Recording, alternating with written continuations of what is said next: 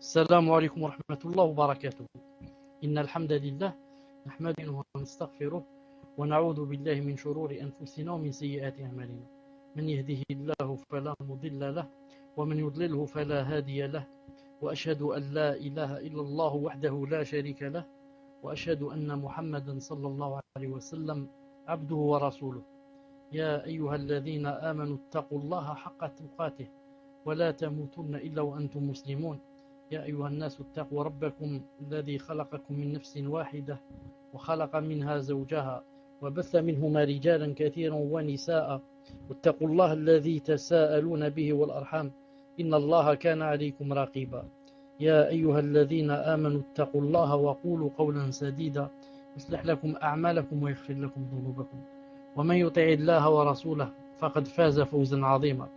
ألا إن أصدق الكلام كلام الله، وخير الهدي هدي محمد صلى الله عليه وسلم، وشر الأمور محدثاتها، وكل محدثة بدعة، وكل بدعة ضلالة، وكل ضلالة في النار.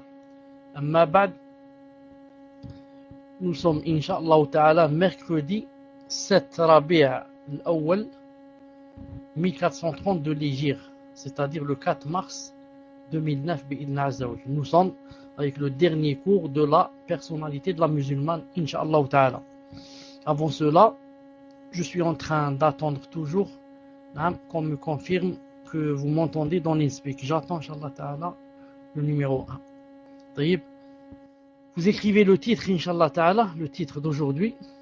Le titre. 50e mot, elle est subtile et judicieuse dans sa prédication. Elle est subtile et judicieuse dans sa prédication. J'attends, Inch'Allah Ta'ala, que vous écriviez. Elle est subtile et judicieuse dans sa prédication. Ahsant. Bismillahirrahmanirrahim. La musulmane, quand elle appelle les autres femmes à l'islam, elle agit avec sagesse, prudence, intelligence et habileté. Elle prend en considération le niveau intellectuel des autres et leur milieu social, afin de trouver les meilleurs moyens lui permettant de les convaincre. Allah Azza wa Jalla a dit: Ud'u ila sabili rabbika bil hikmati wal maw'idati al hasana. Allah Ta'ala dit: par la sagesse et la bonne exhortation, appelle les gens au chemin de ton Seigneur. Coran 16, 125. Dans cette perspective, elle doit se garder de tenir des discours prolixes ou compliqués, susceptibles d'ennuyer son auditoire. Ses propos doivent être clairs, simples et brefs. Elle doit aussi procéder par étapes en exposant ses idées dans un style attachant. Ainsi, son auditoire parviendra aisément à suivre et à assimiler son discours. Telle est la méthode adéquate dans ce domaine, car elle était adoptée par le messager d'Allah sallallahu alayhi wa sallam. Le Bukhari Muslim rapporte que l'éminent compagnon Abdullah ibn Mas'ud, qu'Allah Azza wa Jalla agrée, avait l'habitude de donner son enseignement aux gens tous les jeudis. Un jour, un homme lui dit: Ô Aba Abdurrahman, je voudrais que tu nous adresses tes sermons tous les jours. Ibn Mas'ud lui répondit: ce qui m'empêche, c'est que je ne veux pas vous ennuyer. Je choisis les moments où il est opportun de vous enseigner, comme le messager d'Allah alayhi wa sallam le faisait vis-à-vis de nous, craignant de nous ennuyer. Dans son effort de prédication, la musulmane doit se montrer avenante envers son auditoire. Elle doit endurer tout ce qui est susceptible de l'agacer, la lourdeur d'esprit, l'ignorance, les erreurs répétitives, les questions ennuyeuses, etc. Bismillahirrahmanirrahim. La musulmane, quand elle appelle les autres femmes à l'islam, elle agit avec sagesse, prudence, intelligence et habileté. Elle prend en considération le niveau intellectuel des autres et leur milieu social.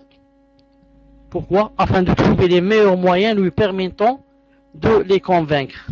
Allah subhanahu wa ta'ala a dit: par la sagesse et la bonne exhortation, appelle les gens au chemin de ton Seigneur.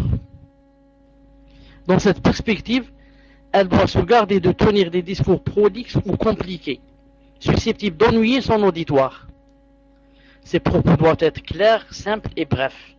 Elle doit aussi procéder par étapes, en exposant ses idées dans un style attachant. Ainsi, son auditoire parviendra aisément à suivre et assimiler son discours. Telle est la méthode adéquate dans ce domaine, car elle était adoptée par le messager d'Allah sallallahu alayhi wa sallam. Bukhari et Muslim rapportent que l'éminent compagnon Abdullah ibn Mas'ud radiyallahu ta'ala anhu avait l'habitude de donner son enseignement aux gens tous les jeudis, c'est-à-dire une fois par semaine.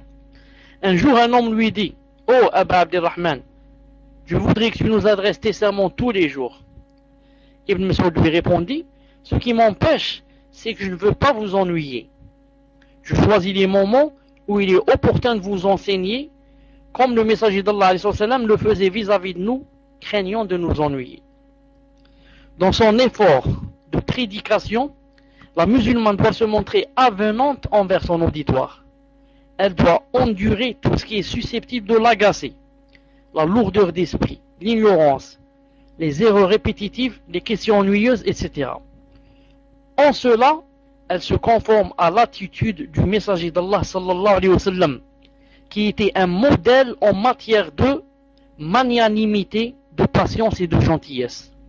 Il orientait ses compagnons de manière aimable, patienté face à la lenteur d'esprit de certains d'entre eux, et se montrait attentif à leurs questions, même si dans certains cas, elles étaient répétitives et ennuyeuses. Il ne se lassait guère de leur répéter ses enseignements jusqu'à ce qu'ils les assimilent et le quittent en étant convaincus et satisfaits. À ce propos, l'imam Muslim rahimahullah rapporte que Muawiyah ibn al-Hakam al-Sulami, qu'Allah Ta'ala l'agrée, a dit: alors que j'accomplissais la prière en compagnie du messager d'Allah sallallahu alayhi wa sallam, un homme éternua. Qu'Allah t'accorde sa miséricorde, lui répondis-je. C'est-à-dire, dans la salate, quand il a entendu quelqu'un éternuer, il lui a dit: Yarhamukallah. Mais, comme je remarquais que les autres me lançaient des regards réprobateurs, car il a parlé dans la salate, je leur dis: que ma mère soit privée de moi. Que ma mère soit privée de moi. Qu'avez-vous à me regarder ainsi? Ils se mirent alors à taper leurs cuisses de leurs mains. Ils se mirent alors à taper leurs cuisses de leurs mains. Ayant remarqué qu'ils me faisaient signe de me taire, cela me courrouça bien que je me taise. Que mon père et ma mère soient sacrifiés pour le messager d'Allah, je n'ai jamais vu, ni avant lui, ni après, un enseignant l'égalant en enseignement. Par Allah, quand il acheva la prière, il ne me frappa point, ni me blâma, ni m'insulta. Il se contenta de dire: aucune des paroles habituelles des gens ne convient à la prière, car elle consiste exclusivement à célébrer la gloire d'Allah, à prononcer sa grandeur et à réciter le Coran. Naam. Aïcha, qu'Allah l'agrée, a dit: quand on informait le prophète sallallahu alayhi wa sallam d'un méfait commis par un homme, il ne disait jamais: qu'a donc un tel à dire telle chose. Plutôt il disait: quand donc certaines personnes à dire telle ou telle chose. La clarté des propos contribue aussi à faire parvenir le discours à l'auditoire. À l'instar du messager d'Allah sallallahu alayhi wa sallam, la prédicatrice doit s'exprimer dans un style clair et compréhensible. Elle doit même répéter ses propos jusqu'à ce qu'elle ait la quasi-certitude que son message a été parfaitement assimilé, sans pour autant les ennuyer en expliquant des évidences. Anas, qu'Allah Ta'ala l'agrée, a dit: chaque fois que le messager d'Allah sallallahu alayhi wa sallam prononçait un enseignement, il le répétait 3 fois pour qu'on puisse mieux le comprendre. Et quand il se rendait chez des gens et qu'il les saluait, il disait salam alaikum, il les saluait 3 fois. Naam, il les saluait 3 fois. Hadith rapporté par Bukhari. Aïcha qu'Allah Ta'ala l'agrée a dit, le discours du messager d'Allah sallallahu alayhi wa sallam était clair. Quiconque l'entendait, le comprenait. Quiconque l'entendait, le comprenait. Hadith rapporté par Abu Daoud et jugé authentique. Voir volume 4, page 360. Donc vous remarquez que le messager d'Allah sallallahu alayhi wa sallam employait des termes clairs, brefs, circoncis, pas complexes, des termes que tout le monde pouvait comprendre. Et mieux que cela, il les répétait 3 fois. Il répétait la chose 3 fois jusqu'à ce qu'il soit sûr que tout le monde ait compris. Et plus celui qui fait le prêche et la prédication, le frère ou bien la sœur, plus il a de science, plus il a de sagesse, alors il parlera aux gens d'après leur niveau. C'est ça la vraie sagesse, la vraie hikmah. Que tu parles avec des gens, tu parles d'après leur niveau, pas d'après ton niveau. Si tu es avec des vieilles, tu ne vas pas, par exemple, parler de la différence entre les attributs de l'acte et les attributs, par exemple, de l'essence. C'est une chose qu'aucune vieille ne peut comprendre. S'il y a une dans le monde, c'est déjà quelque chose. Mais je parle avec les vieilles des choses qui feront d'elles pour l'exhorter, par exemple, à jeûner, l'exhorter à faire la prière de la nuit, ou bien lui parler de la aqidah, mais la aqidah qu'elle peut comprendre. La aqidah qu'elle peut comprendre. Allah Ta'ala, il ne faut pas le ressembler, qu'il est au-dessus du ciel, des cieux, que voilà ce qu'il y a dans la tombe, et comme ça. Vous écrivez 51, elle fréquente les femmes vertueuses.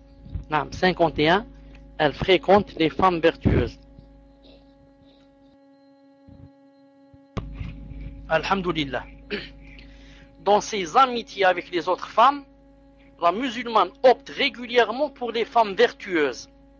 C'est en fait ce genre de femme qui l'aide à approfondir sa piété, accomplir les bonnes œuvres et orienter celles qui ont besoin de sensibilisation en matière de religion.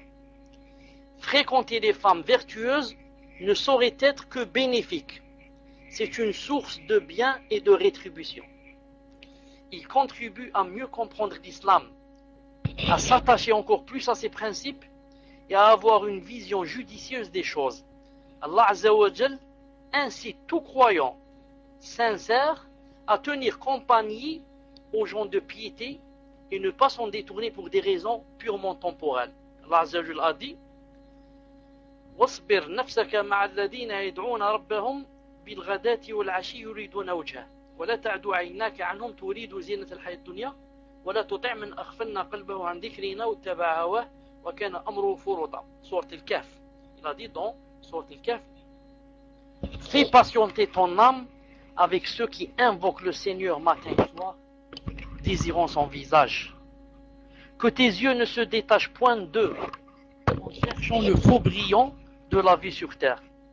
Et n'obéis pas à celui dont nous avons rendu le cœur inattentif à notre appel, celui qui cède à sa passion et dont le comportement est tout transi. Subhanallah al-Azim. Vous avez entendu ce qu'a dit Allah Azza wa Jal, fais patienter ton âme. Donc ça a besoin de patience. Notre âme ne veut pas. On la fait patienter, on la force, on la contraint. Avec qui? Pour qu'elle patiente avec ceux qui invoquent le Seigneur matin et soir, désirant son visage. Notre âme voudrait qu'elle soit avec les musiciens, avec les acteurs, avec les gens qui passent leur temps dans les tentations. Mais nous, il faut que nous la commandions. Car c'est quoi? C'est un dépôt, un mana qui est chez nous. Et demain, on va être jugé, on va être questionné sur cette âme. Cette âme qui va nous faire entrer en enfer si on va lui obéir. Donc Allah Ta'ala te demande de te forcer pour essayer d'être tout le temps, ou bien la plupart du temps, avec ceux qui invoquent Allah Ta'ala matin et soir, c'est-à-dire les gens de la science, c'est-à-dire les gens pieux en général, les gens qui ne sont pas futiles, les gens ce ne sont pas les gens qui passent leur temps à assouvir leurs passions et leurs désirs. Il a dit, seules les femmes pieuses, vertueuses et nobles de caractère méritent la longue compagnie de la musulmane, car elle seule contribue à approfondir sa foi et à adoucir son comportement. Un poète arabe a dit à ce propos, en fréquentant les gens nobles, tu seras considéré comme eux. Tâche donc de ne te familiariser qu'avec cette catégorie. Beaucoup de gens, beaucoup de frères et beaucoup de sœurs se plaignent que leur foi régresse, que leur foi n'avance pas. Et ils disent on n'avance pas dans le din. Et si tu cherchais un peu, tu essayais un peu de rentrer dans les détails, tu vas trouver que ces frères ou bien ces sœurs qui se plaignent, le grand défaut ou bien le grand mal vient d'où? Vient de la fréquentation. Elles fréquentent des sœurs qui n'invoquent pas Allah Azza wa Jal une fois par jour. Tout juste si elles font la prière, c'est déjà quelque chose. Et aussi, les frères fréquentent des frères qui passent leur temps du matin au soir à parler de films, à parler de journaux et à parler de football. Ensuite, il te dit, ma foi régresse. C'est normal qu'elle régresse. Si tu veux que ta foi monte, alors fréquente les gens qui t'exhortent et te poussent pour faire des choses de l'au-delà. Te poussent pour que tu délaisses les choses qui sont haram. Des gens qui, lorsque tu oublies Allah subhanahu wa ta'ala, ils te rappellent. Et des gens qui, lorsque tu invoques Allah ta'ala, t'encouragent. Parce qu'il y a des gens qui, lorsque tu invoques Allah ta'ala, ils n'aiment pas. Ils disent celui-là, il nous gêne. Il va tout le temps invoquer Allah ta'ala, tout le temps il va nous dire cette chose c'est haram, cette chose c'est pas bien, donc il vaut mieux ne pas rester avec cette personne. Et il y a des gens qui, lorsque tu invoques Allah subhanahu wa ta'ala, et si tu oublies Allah subhanahu wa ta'ala, ils font tout pour que tu ne te rappelles pas cette chose. Allah Azza wa Jal nous préserve de ce genre. L'appartenance sociale, écoutez bien ce qu'il va dire, l'appartenance sociale modeste, quand une sœur par exemple, un frère, est modeste par exemple d'appartenance sociale. Ce n'est pas le fils de X et le fils de Y. Ou bien la pauvreté d'une femme vertueuse, si elle est vertueuse cette femme, ne doit pas servir de prétexte à la musulmane sincère pour se détourner d'elle. Si une personne ne fréquente pas une personne vertueuse à cause de, par exemple, elle est pauvre, ou bien à cause, par exemple, elle est, je ne sais pas, disons, elle est moche de visage, ou là parce qu'elle a des vêtements déchirés, si elle ne la fréquente pas à cause de cela, alors qu'elle sait qu'elle est vertueuse, c'est que vraiment cette personne est loin de l'amour d'Allah subhanahu wa ta'ala. Car quand on aime Allah ta'ala, on aime toutes les personnes et toutes les choses qu'il aime. Or Allah ta'ala aime la personne qui est vertueuse, même si c'est la plus pauvre du monde. Or comment se fait-il que toi tu l'aimes pas? Donc ton amour d'Allah subhanahu wa ta'ala, c'est seulement une prétention. C'est pour ça il y a des gens, Allah yahdihum, Allah yahdihum, Allah yahdihum. Même s'ils se disent qu'ils sont telle et telle chose, je ne veux pas dire salafis, mais ils ne fréquentent que des gens qu'ils choisissent. C'est bien de choisir des gens, ne pas fréquenter tout le monde. Mais ce que je veux dire ici, c'est que s'ils voient que certains gens sont pauvres, par exemple, sont des chômeurs ou là, ils ne fréquentent pas. Pourquoi? Ils aiment fréquenter des gens qui sont d'une haute classe sociale, bien qui sont riches, qui sont aisés. Ils ne fréquentent pas les gens pauvres, les gens qui sont dans le chômage, les gens qui n'ont pas d'argent pour s'habiller. Ils ne les fréquentent pas. Or, ceux-là ne sont pas véridiques dans leur foi. Il dit ici l'essentiel en matière de relations sociales, c'est la personnalité des autres femmes et non leur apparence, leur appartenance ou leur richesse. La vertu étant l'unique critère dans les rapports d'amitié, la musulmane ne doit éprouver aucune honte à fréquenter les femmes dont le niveau social est inférieur au sien. Dans sa quête du savoir, le prophète Moussa alayhi salam a décidé d'accompagner l'homme vertueux en lui disant sur un ton humble et respectueux: puis-je te suivre pour que tu m'apprennes de ce qu'on t'a appris en m'orientant? L'autre lui a répondu: vraiment tu ne pourras jamais être patient avec moi. Il lui a répondu, Moussa lui a répondu, c'est-à-dire il a insisté sur sa demande en disant avec politesse et courtoisie: si Allah le veut, tu me trouveras patient et je ne désobéirai à aucun de tes ordres. Non. En choisissant ses amis, la musulmane consciencieuse se rappelle que les gens sont semblables aux métaux. Certains sont précieux, d'autres n'ont aucune valeur. Le messager d'Allah a dit: les gens sont semblables à des mines, telles les mines d'or et d'argent. Les meilleurs d'entre eux, au temps anti-islamique, la Jahiliya, sont les meilleurs au temps d'Islam, s'ils comprennent parfaitement ses enseignements. Ensuite, il a dit: les âmes sont semblables à des soldats enrégimentés. Celles qui se reconnaissent mutuellement s'accordent entre elles, tandis que celles qui ne s'identifient pas les unes aux autres sont en désaccord entre elles. Hadith rapporté par Muslim. D'ailleurs, tout le monde peut approuver cela. Tout le monde sait qu'il y a des personnes que tu vois pour la première fois, tu as des penchants vers cette personne, tu commences à l'aimer. Il y a des personnes, tu peux le fréquenter 2, 3, 4 mois, ça ne donne rien. Il n'y a pas ce penchement vers cette personne. Pourquoi?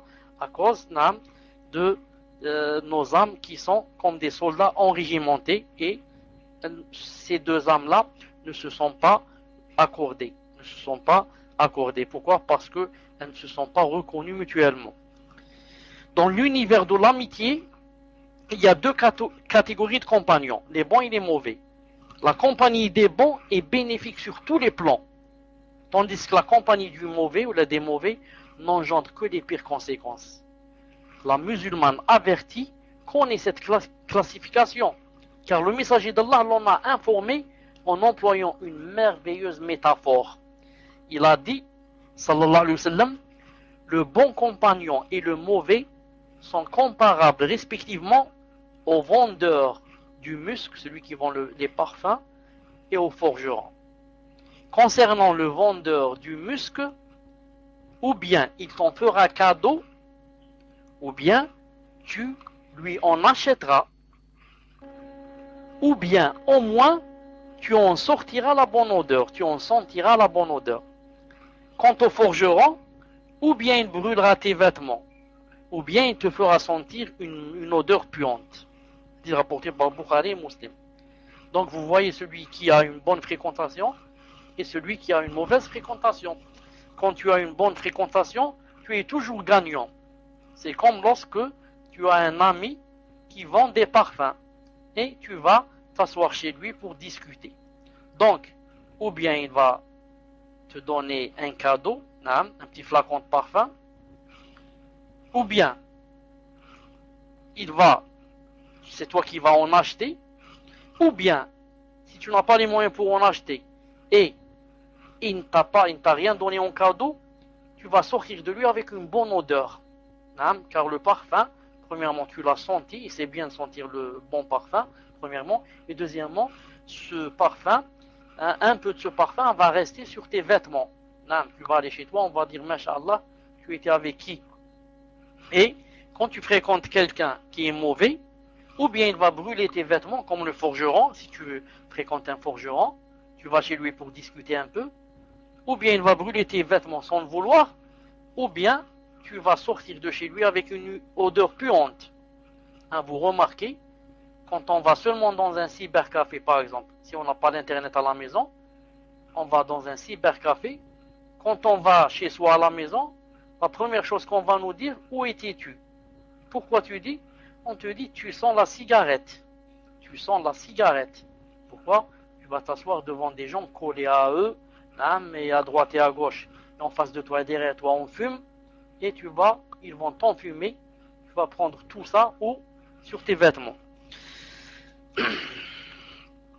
Il a dit, en raison de ces considérations, les compagnons tenaient toujours à rendre visite aux personnes vertueuses dont la compagnie les incitait à évoquer Allah Azza wa Jal et à attendrir leur cœur en méditant sur le sort des humains dans l'autre monde. À ce propos, Anas ibn Malik radiyallahu ta'ala anhu rapporte le récit suivant. Il a dit, après la mort du prophète sallallahu alayhi wa sallam, Abu Bakr radiyallahu ta'ala anhu a dit à Omar, qu'Allah ta'ala l'agrée, allons rendre visite à Ummu Ayman, comme le faisait le messager d'Allah sallallahu alayhi wa sallam quand il était vivant. Alors quand ils arrivèrent chez elle, elle se mit à pleurer. Ils lui dirent, qu'est-ce qui te fait pleurer?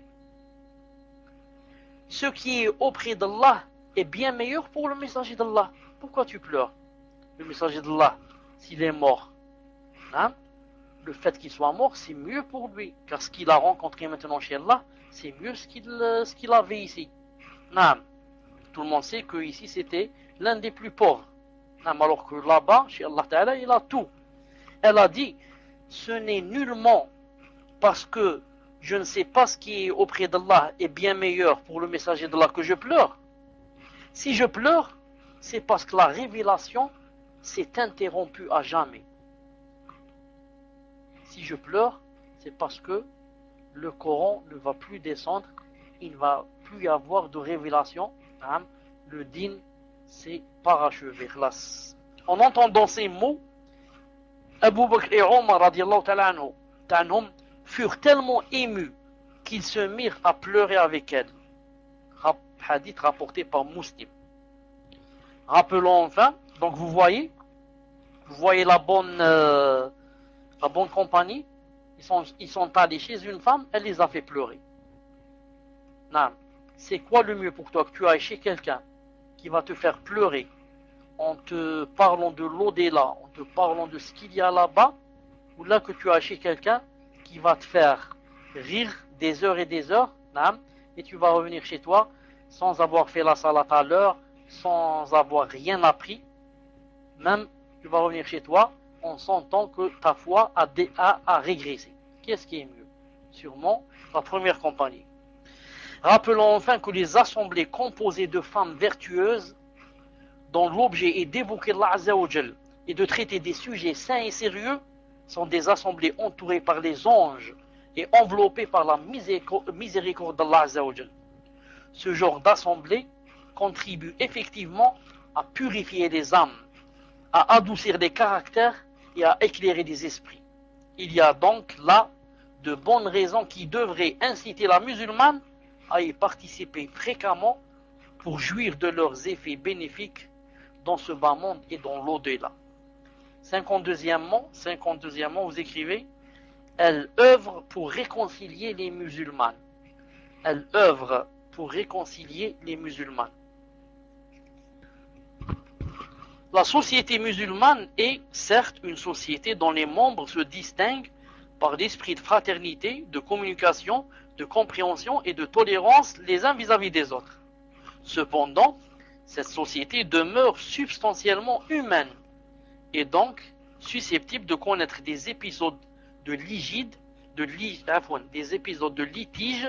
d'hostilité, de discorde, pouvant même entraîner jusqu'à la rupture des liens entre les croyants.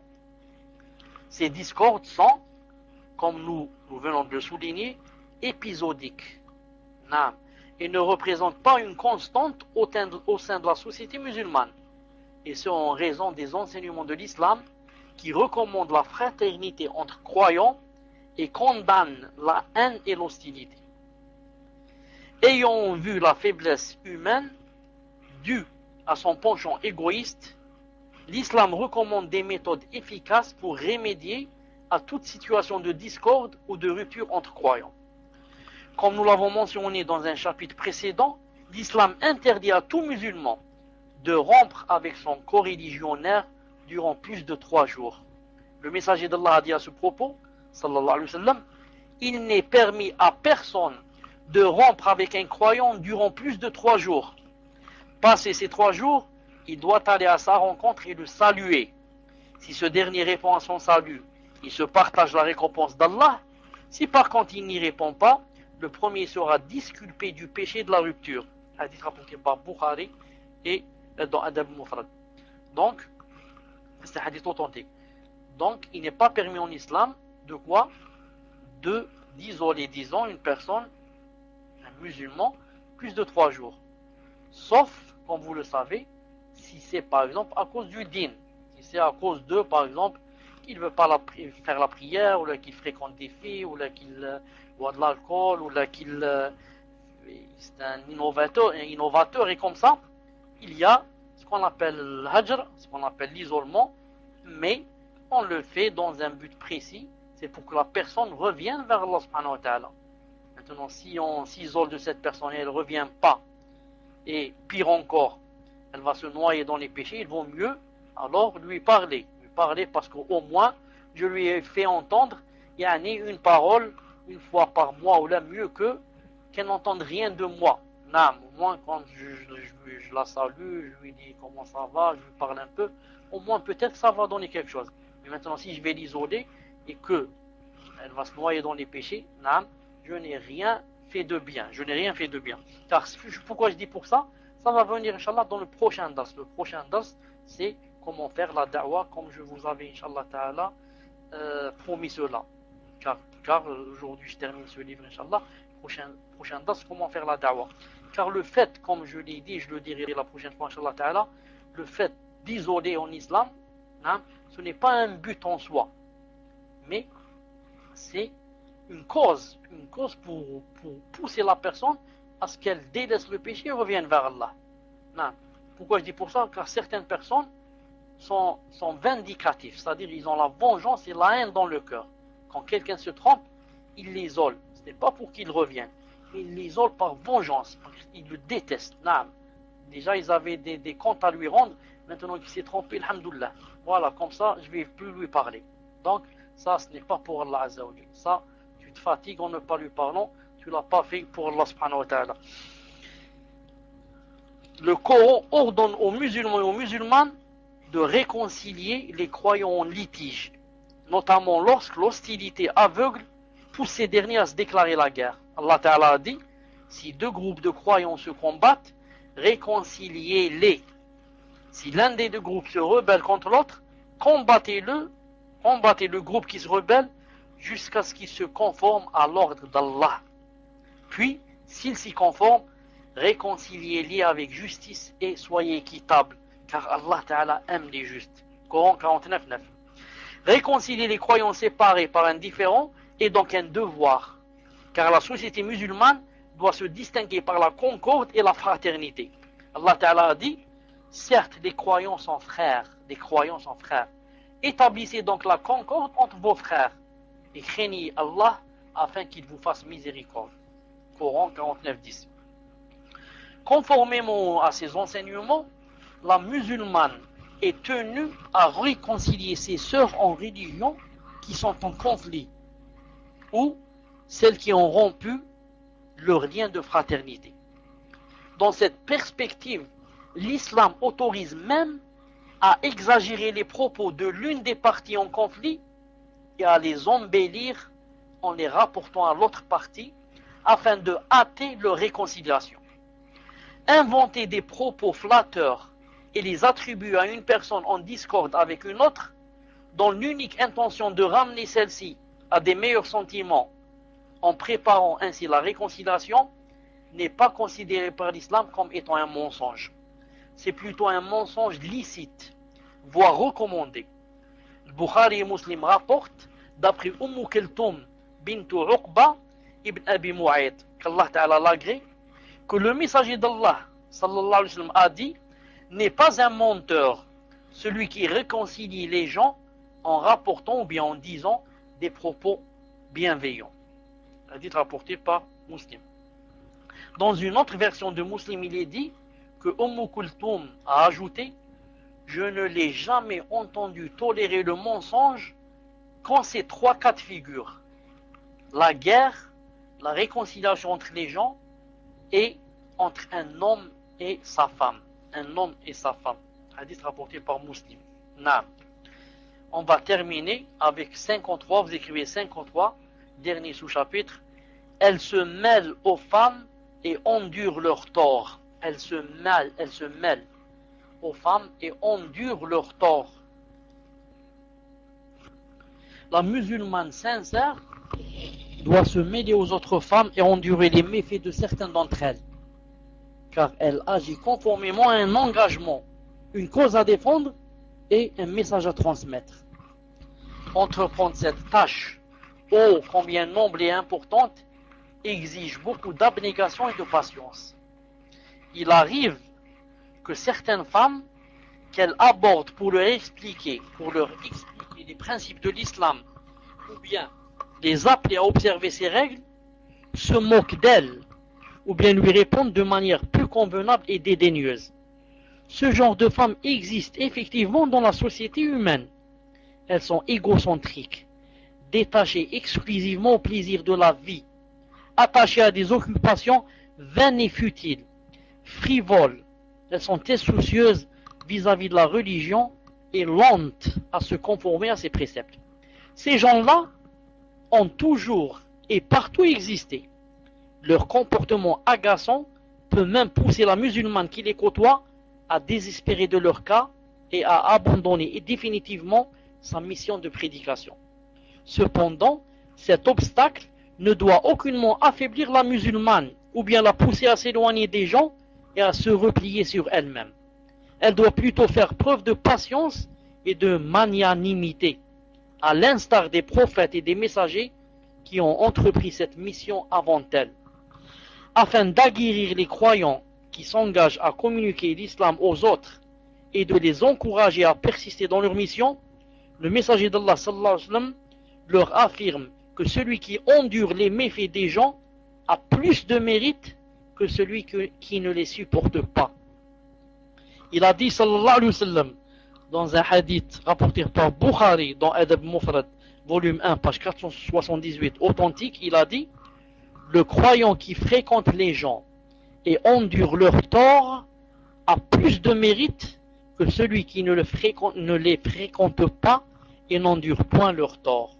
Je répète, le croyant qui fréquente les gens et endure leur tort a plus de mérite que celui qui ne les fréquente pas et n'endure point leur tort.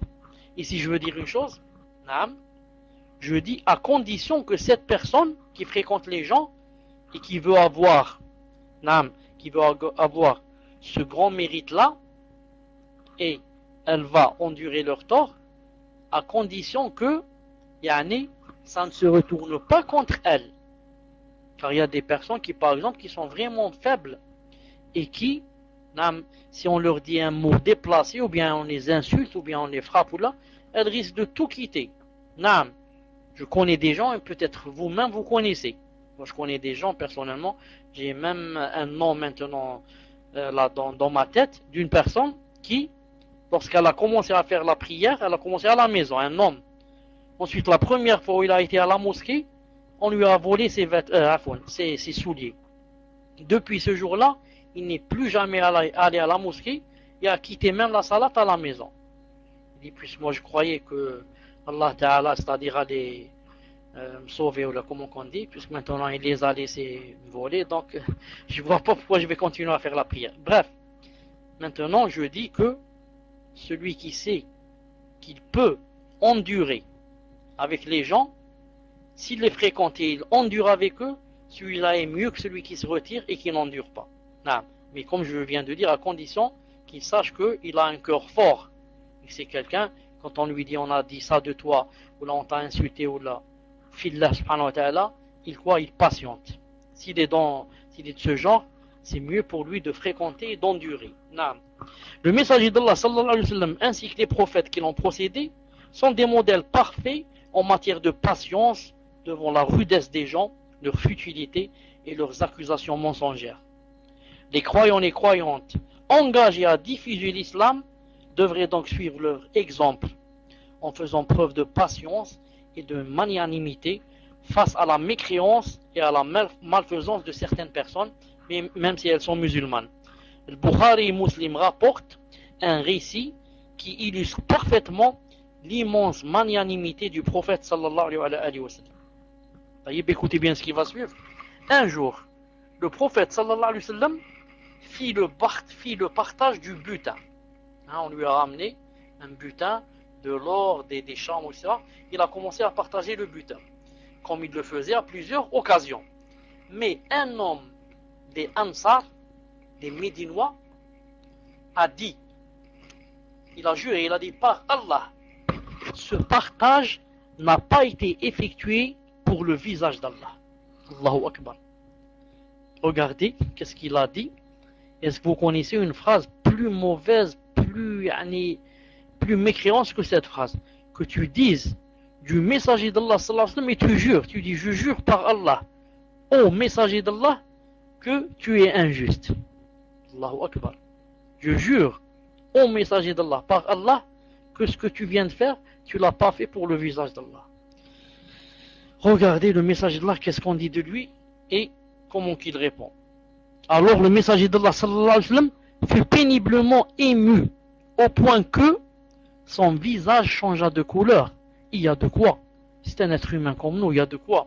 Puis il a dit, sallallahu alayhi wa sallam, qu'est-ce qu'il a dit? Il a dit qu'Allah est l'âme de Moussa. Yani Allah yarham Moussa. Moussa, mon frère. Moussa, le messager d'Allah. Il a dit qu'Allah Ta'ala est l'âme de Moussa. Alayhi salam. Pourquoi? Qui, avec endurance, a subi une adversité plus dure. Cependant, il les a supportés. Il a dit Allah yarham Moussa, qui a subi une adversité plus dure que la mienne et il les a supportés. En prononçant ces mots, la colère du prophète sallallahu alayhi wa sallam se dissipa. Le ressentiment le quitta et il retrouva son indulgence habituelle. Tel fut le comportement des prophètes et des croyants qui appelaient sincèrement à la vérité, endurer les torts et les accusations mensongères émises par les gens. Tel est aussi le comportement adopté par tout croyant et toute croyante, car sans cela, la mission d'appeler à l'islam sera entravée. En fait, si chaque personne qui va commencer la da'wah, si chaque sœur qui va parler à sa voisine de l'islam, si à chaque fois qu'elle va entendre une accusation, ou bien elle va entendre quelque chose de mal, ou un mot mal placé, elle va dire j'arrête la da'wah, donc qui va faire cette da'wah? Non. Mais toi mon frère, toi ma sœur, tu fais ça pour le visage d'Allah. Donc, quelqu'un qui dit du mal de toi ne doit pas t'arrêter et entraver ta mission. Non. On voit qui est cette personne. Si cette personne qui a dit de moi du mal, c'est un savant, non, un vrai savant qui t'aime sunna, c'est que vraiment je suis dans l'erreur, je dois donc me corriger. Si c'est un mubtadi' ou bien quelqu'un qui est lui-même dans l'égarement et qui dit du mal de moi, ça ne doit me faire ni chaud ni froid.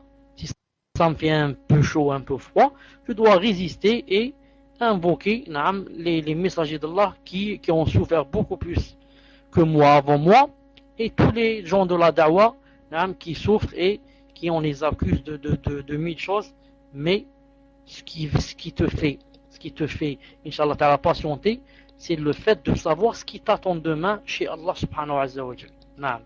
Car tout ce que tu as enduré ici ne va pas partir dans le vide. C'est écrit chez Allah ta'ala combien tu as souffert et combien tu as enduré, et Allah ta'ala ne va pas laisser la chose aller comme ça dans le vent, mais il va te donner des choses. Si tu savais ce qu'il va te donner demain, tu dirais, comme vont dire les martyrs, qu'est-ce qu'ils vont dire demain? Ils vont dire, Ya Allah, le hadith est authentique, si tu pouvais nous rendre une deuxième fois dans cette vie, pour qu'on vive une deuxième fois. Pourquoi? Juste pour qu'on meure une deuxième et troisième et quatrième fois comme ça. On meurt une autre fois pour toi, pour ton visage. Ils ont dit pourquoi? Vu yani, lorsqu'ils ont vu ce que Allah Ta'ala leur a yani, donné là-bas. Naam. Quand quelqu'un voit ce que Allah Ta'ala lui cache là-bas pour demain, naam, il va dire, ya Allah, si je pouvais revenir dans cette vie et refaire ce que j'ai fait en 10 fois plus ou 100 fois plus. Naam. Pour mener à bien cette mission noble, la musulmane doit faire preuve d'intelligence et de subtilité. En plus de la patience qu'elle doit observer de façon constante, elle doit au préalable prendre en considération le niveau mental, intellectuel et social des femmes à qui elle adresse son message, avant d'adopter une méthode adéquate à chacune d'entre elles. Ainsi son action sera efficace et bénéfique. La musulmane, celle qui a la sagesse, elle a la science, elle a la hikmah, elle ne parle pas à toutes les femmes par exemple, de la même façon. Mais elle parle à toutes les femmes d'après leur niveau, d'après leur caractère, d'après leur... est-ce qu'elles sont nouvelles en islam ou est-ce qu'elles sont anciennes? Est-ce que c'est une reconvertie avec laquelle je dois aller doucement, ou là c'est une sœur qui, ça fait 20 ans qu'elle fait la prière, ça fait 20 ans qu'elle fait dans le minhaj, qu'elle est dans le minhaj. Je parle d'une personne qui, elle est par exemple dans un état où elle veut entendre ça, ou là je parle avec une personne qui a des préjugés sur l'islam, on lui a amoché l'islam, on lui a dit toutes celles qui portent le djilbab et tous ceux qui portent la barbe sont des hypocrites, sont des terroristes, il ne faut pas les écouter. Donc toutes ces choses-là, je dois les prendre en considération quand je fais ma da'wa, pour savoir de quel côté venir vers cette personne. Est-ce que je lui viens de ce côté-là où on a amoché l'islam pour lui montrer qu'elle se trompe ici indirectement, ou bien je dois lui venir du côté parce qu'elle aime qu'on lui parle du paradis, etc. Ou bien cette personne aime qu'on lui parle de l'islam, comme quoi l'islam, il ne se contradit pas avec avec la nouveauté, avec l'émancipation, etc. Donc, je dois bien analyser qui est cette personne à laquelle je vais faire la da'wa. Qui est-elle? Ensuite, quel âge qu'elle a? Quel est son niveau social? Elle appartient à quelle société? Sûrement que quand tu parles à un riche et tu parles à un pauvre, ce n'est pas la même chose. Quand tu parles à un milliardaire, tu parles à quelqu'un qui habite dans une maison d'argile, ce n'est pas la même chose. Le milliardaire, sûrement que c'est beaucoup plus difficile parce qu'il accepte de toi que l'autre. L'autre, il est là, il n'a rien, il n'attend que tu lui dises des choses qui le réconfortent. Le milliardaire, il a tout. Il va dire pourquoi moi je vais perdre mon temps à écouter celui-là. Donc c'est un peu difficile à ce que tu le convainques qu'il t'écoute. Et comme j'ai dit maintenant, cela dépend plus celui qui fait la da'wa à la science et la sagesse, la hikmah. La hikmah, comment parler, quand est-ce que parler, quand est-ce se taire, avec quoi commencer, par qui commencer, par quelle personne, par quel sujet commencer. Tout ça, ça compte beaucoup. Tout ça, ça compte beaucoup. Voilà ce que je voulais dire pour aujourd'hui, Inch'Allah Ta'ala. On va commencer les questions-réponses entre un quart d'heure et une demi-heure, Inch'Allah Ta'ala, le temps d'aller manger. سبحانك اللهم وبحمدك أشهد أن لا إله إلا أنت أستغفرك وأتوب إليك. Je vous donne le micro, Inch'Allah Ta'ala. Assalamu alaikum wa rahmatullah. Assalamu alaikum wa rahmatullah. Alhamdulillah. Donc le manger n'est pas prêt. Hein? Donc on va, pour ne pas perdre de temps, je vais répondre à vos questions. On commence, Inch'Allah Ta'ala, par Abu Salman. حياك الله, pose ta question, Inch'Allah. Salam alaikum wa rahmatullahi wa barakatuh. El Portugali. Salam alaikum. Quand je me suis repenti, alhamdulillah, j'ai juré de faire 2 rak'at après les Isha jusqu'à la mort. Si je l'ai fait, es bid'a. Barakallahu fikum. Tfaddal, Cheikh. Wa alaykum salam wa rahmatullahi wa barakatuh. Alhamdulillah. Je ne peux pas dire que ça rentre dans la bid'a, parce que ici il a fait ce qu'on appelle un nadr. Il a fait ce qu'on appelle un nadr. Et le nadr, vous savez que ce n'est pas bien de le faire. En règle générale, ce n'est pas bien de faire le nadr. C'est pas comment on dit nadr en français, mais ce n'est pas bien de le faire. De dire par exemple, s'il se passe telle ou telle chose, je vais faire un vœu. Naam, je vais égorger un mouton, ou là je vais faire un siyam jusqu'à 2 mois, ou là toute ma vie, etc. Naam, en règle générale, ce n'est pas bien de le faire. Celui qui veut faire une chose, qu'il la fasse sans vœu, qu'il la fasse directement sans vœu. Mais si quelqu'un maintenant a fait un vœu d'obéir à Allah subhanahu wa ta'ala, donc cette personne doit faire la chose. C'est-à-dire que ici, Stein Sada, qui a fait un vœu de faire 2 rak'at après l'Aïcha jusqu'à la mort, il doit les faire jusqu'à la mort. Sauf si vraiment, il se trouve qu'il ne puisse plus. Dans ce cas, il doit faire la kafara, qui est celle de la même que quand on jure de faire quelque chose. C'est la même que quand on jure de faire quelque chose et qu'on ne peut pas. نعم. والله عز وجل أعلم. تفضل إن شاء الله تعالى le suivant. Donc, Al-Burtughali, Inch'Allah. Wa alaykum wa rahmatullahi wa barakatuh. Pendant la salat, lorsqu'il y a une erreur de la part de l'imam, les hommes peuvent dire Subhanallah et les femmes.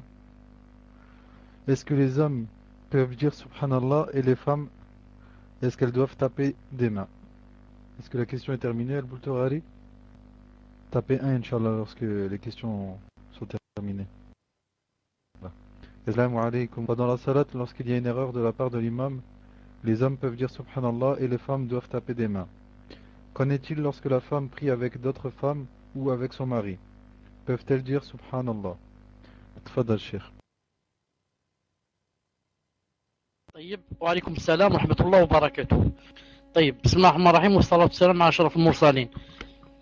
En ce qui concerne la question qui dit que la femme quand elle est derrière son mari ou bien elle fait la prière avec des femmes, est-ce que elle peut dire Subhanallah par exemple au lieu de frapper des mains, puisque elle n'est qu'avec des femmes ou bien qu'elle n'est qu'avec son mari? Cheikh Ibn Uthaymin a dit, si on voyait, si on analysait la chose par raisonnement et par logique, on dirait alors qu'elle peut, parce que elle est seulement avec des femmes ou bien elle est seulement avec son mari. Mais si on se basait seulement sur le hadith sans faire entrer la raison, on va dire qu'elle ne peut pas, parce que le hadith a dit quoi? Nam a dit que les femmes frappaient des mains et que les gens disent Subhanallah. Ibn Uthaymin a dit, et ça c'est général, on doit l'appliquer même quand la femme est avec des femmes. Qu'est-ce qu'elle fait quand la femme est avec des femmes? Elle fait quoi? Elle frappe des mains, elle ne dit pas Subhanallah. Et quand la femme avec son mari, il a dit, elle frappe des mains, elle ne dit pas Subhanallah. Il a dit, c'est la vie le plus juste. Wallahu subhanahu wa ta'ala a'lam. Tfadal, on passe au suivant. Donc c'est la question de Urti Sounia. Salam alaykum wa rahmatullahi Cheikh. Une grand-mère très âgée, peur, et que doit-elle lui parler en priorité de façon générale? Qu'Allah vous récompense de nous éclairer à ce sujet. Amin. Tfadal Cheikh. Wa alaykum salam wa rahmatullahi wa barakatuh. طيب, je n'ai pas entendu le début. Bon, je vais essayer de lire ce qui est écrit car ça coupe beaucoup et je n'entends que la fin. المهم, laissez-moi lire ce qui est écrit, Inch'Allah. Salam alaykum wa rahmatullahi wa barakatuh. Une grand-mère très âgée s'est convertie à l'islam depuis peu. Masha'Allah. Alhamdulillah. Elle est très malade et la sœur vous demande.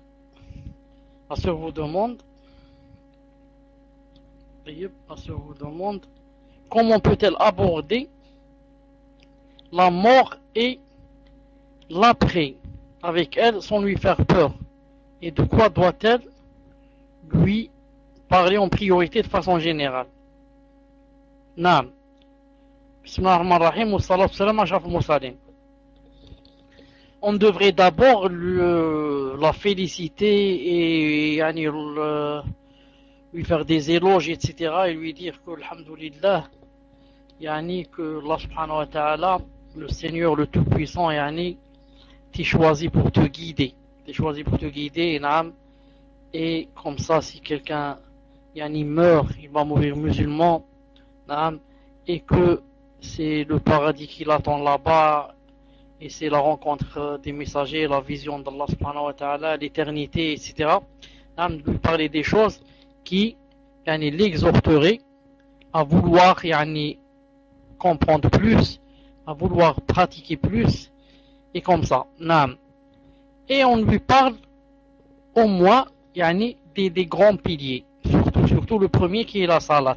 On lui parle des grands piliers et du premier qui est la salat, et que un musulman, quand il entre en islam, il doit par exemple attester qu'il n'y a pas de divinité qui mérite l'adoration sauf Allah, que Mohammed c'est son dernier messager, et que surtout insister sur Jésus, que Isa alayhi salam, ce n'est pas son fils ni un dieu, c'est seulement aussi un messager, et que nous on croit en lui bien sûr, comme on croit en tous les prophètes.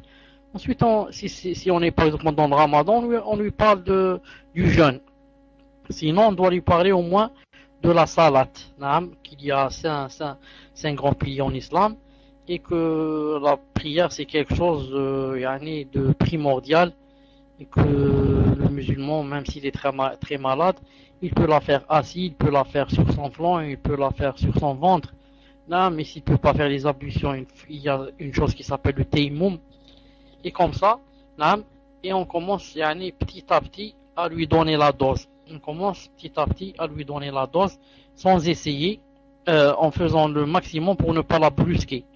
En faisant le maximum pour ne pas la brusquer ou la faire fuir. Quand elle demande, on lui répond. Quand on voit qu'elle est intéressée et qu'elle est ceci, on l'exhorte petit à petit. Wallah ta'ala alam que Allah Azza wa Jal vous aide dans votre prédication. Soyez sincères avec Allah subhanahu wa ta'ala, allez doucement avec sagesse, et Allah ta'ala vous aidera et vous ouvrira ses portes. Tfadal inshallah le suivant. Donc là c'est la question de Abu Salman. Salam alaykum wa rahmatullahi wa barakatuh. Cher, un frère demande: j'aimerais que vous me conseilliez, en fait ma sœur est malade, mais je ne sais pas si elle est possédée par un djinn ou si c'est mental. Et je dis toujours à mon père de lui faire Ruqya, mais j'ai l'impression qu'il est endormi par Dunya. Chaque fois il change de sujet, en plus il trouve que j'abuse dans l'islam, donc je ne sais pas comment faire. Cher, pouvez-vous me conseiller, Barakallahu fikum, pour tout ce que vous faites? Tfadal, cher. Wa alaykoum salam wa rahmatullahi wa barakatuh. Si j'ai bien entendu, est-ce qu'il parlait de sa sœur? Si c'est oui, écris-moi numéro 1. Est-ce que cette personne parlait de sa sœur qui était malade, possédée par un djinn? Si c'est oui, vous m'écrivez numéro 1. Donc je disais, naam, ou bien, la réponse est ou bien, ce frère, c'est lui qui va faire lui-même la ruqya à sa sœur, car c'est très important, pour qu'on sache ce qu'elle a, si elle a pour qu'elle guérisse Bidna Azza wa Jal, ou bien il la prend chez un raqi, il la prend chez quelqu'un qui fait la ruqya en cachette. Ce n'est pas la peine de dire à son père, puisque son père est contre, etc. La solution, c'est de la prendre en cachette, de faire un rendez-vous avec une sœur qui fait la ruqya, sinon un frère, et il lui fait la ruqya bi'idnillahi subhanahu wa ta'ala, qu'Allah ta'ala la guérisse. Tfaddal suivant. Wa alaykoum salam wa rahmatullah. Donc j'entends pas vos questions, ça se coupe beaucoup. Donc donnez-moi le temps, Inch'Allah ta'ala, de lire la question. Un frère demande: salam alaykoum. Le fait que l'eau touche tout le corps est une obligation dans la grande ablution. Je voudrais savoir si par exemple j'ai une tache de peinture sur ma peau et que je ne peux pas l'enlever, est-ce que ma grande ablution est valide? Donc je disais, s'il y a quelque chose, s'il y a par exemple de la peinture, et que cette peinture par exemple ce n'est pas de la peinture à l'eau, c'est de la laque. Et tout le monde sait que par exemple la laque, naam, si elle est, il faut voir maintenant si elle est, comment on dit ça, épaisse. Si elle est épaisse, elle va elle va pas laisser l'eau arriver à la partie du corps. Dans ce cas, il faut faire son possible avant de faire les ablutions de l'enlever. Maintenant, si c'est une chose qui ne s'enlève pas, on est excusé. Mais quand est-ce que les ablutions sont plus valables? Si on peut l'enlever et on ne l'enlève pas. C'est un peu ça. C'est comme si quelqu'un, par exemple, a de la souillure dans ses vêtements. Et il l'enlève, il fait tout son possible. Il lève 10 fois, 100 fois, il lave 30 fois, ça ne s'enlève pas. L'essentiel, il a fait ce qu'il devait faire. Et, alhamdoulilah, il est excusé. La même chose ici. S'il peut l'enlever de façon à ce qu'elle parte, il doit l'enlever. Mais s'il ne peut pas, c'est quelque chose qui ne s'enlève pas ou là, Allah Ta'ala, l'excuse. Mais je pense, d'après ce que je vois, que c'est quelque chose de vraiment fin. Ce n'est pas épais, comme j'ai dit tout à l'heure, parce que quand la peinture est épaisse, le gros s'enlève. Il reste juste une petite plaque comme ça, très fine, qui, normalement, laisse l'eau passer, d'après ce que je connais de la peinture. Wallahu a'lam, tfaddal suivre. Amatul Haq, posez votre question, Inch'Allah. Afwan, cher. Salam alaikum wa rahmatullah, cher. Qu'Allah vous récompense pour ce cours. Amin. Question. Ma question est, est-il obligé d'apprendre les 3 fondements par cœur et en arabe? Wa alaykoum salam wa rahmatullah. Vous m'entendez? C'est dommage pour tout ce temps qui est parti comme ça dans le vent. C'est dommage pour tout le temps qui est parti comme ça dans le vent. Enfin, pour ne pas perdre de temps. Réponse, il n'est pas obligé d'apprendre les 3 fondements par cœur et en arabe. Il n'est pas obligé. Le Coran lui-même, qui est la parole d'Allah subhanahu wa ta'ala, ce n'est pas obligé qu'on l'apprenne. Qu'en est-il maintenant des 3 fondements? Mais c'est un livre que tout débutant, par exemple, devrait connaître et essayer de le mémoriser. Mais ce n'est pas une obligation. Bi'idhnillah ta'ala. Tfaddal prochain. Salam alaikum, cher. Nous avons beaucoup de frères qui font preuve d'exagération au sujet du comportement de leurs femmes avec leurs beaux-frères. Pourriez-vous nous expliquer le hadith qui dit que le beau-frère, c'est la mort?